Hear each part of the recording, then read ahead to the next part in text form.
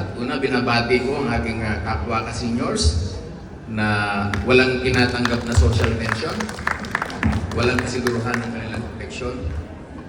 Binabati ko rin ang mga kasama kong mga manggagawa na hindi tumatanggap ng sapat na sweldo at walang kasiguruhan ng kanilang future pension pag sila ay nagretiro.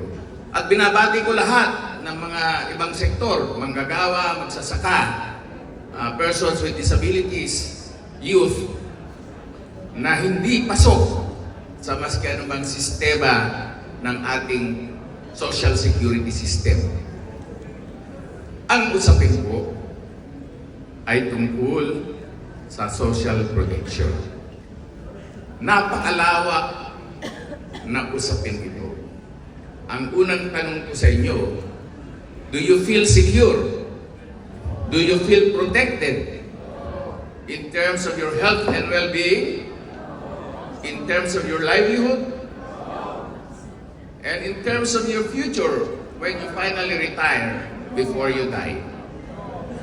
Alam ko, maraming sa inyo ang sagot ay hindi po. Ako rin po, I don't feel secure. Lalong-lalo na bukas ay muli na namang uupo sa trono ang mga dinastiyang naghahari sa iba't ibang lupalop ng Pilipinas na nakapudol na naman muli ng kanilang bagong termino. At muli ay makakaipon sila ng pambayad sa pinambili nila ng boto na dapat mga perang nagpunta sa institutionalized social security and welfare system. Sa aking pagtanaw, ang isang robust na social protection should mean na ang lahat ng mga Pilipino ay may feeling ng economic protection and stability even during economic shocks or even during disasters and calamities or even more so during times of personal and family difficulties. Minsan lang magkaroon ng isang dreaded disease sa isang miyembro ng pamilya ng bawat Pilipino, baksak na ang social protection natin. Napakalawak ang kailangan natin.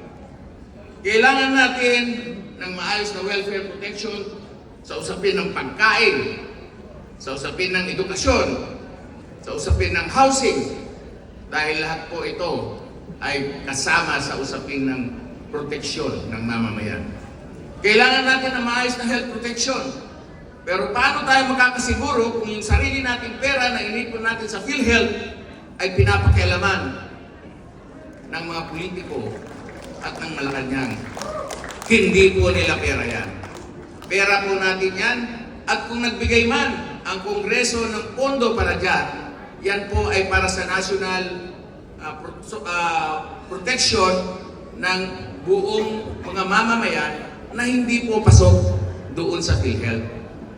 So, marami tayong problema. Napakalaki ng problema natin sa employment security. Karamihan sa ating mga manggagawa ay puro endo.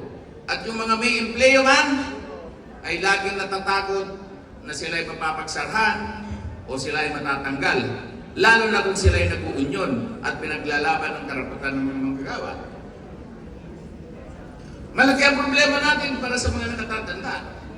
Dahil yung ating age-old pension, yung ating pinaglalaban na universal social pension, pinasana ng lower house, binigyan na yan ng budget, pero sa katigasan lang ng pagmumukha ng mga tao sa Senado, binaliwala nila ito. Pero binoto nyo pa rin sila. Binalik nyo pa rin si Amy Marcos sa Senado, bagamat hindi niya pinansin ang ating pension system. Binagsak nila ang wage increase. Paano tayo magkakaroon ng social security? Malaki po ang problema natin. Pagdating po sa pension system ng Pilipinas, alam niyo bang napakarami ng pension system at may favoritism po sa pension system. Unahin natin ang pension system ng judiciary. Iba ang package nila. Isunod natin ang social pension ng mga members of the Monetary Board. Iba ang kanilang pension system. May sariling pension system ang uniform personnel na hindi sila nagko-contribute pero binabudgetan sila ng gobyerno ng pension system. Hindi po patas ang labanan. So kung magsabi tayo na tayo ay nag-uusap sa Social Security and Protection System, marami po tayong structural reforms na kailangan at hindi po sapat yung 4Ps, hindi po sapat yung tupad, at lalong-lalong hindi maganda yung AX at AKAP dahil ito po ay ginagamit na tools para pambili ng boto. Maraming salamat po.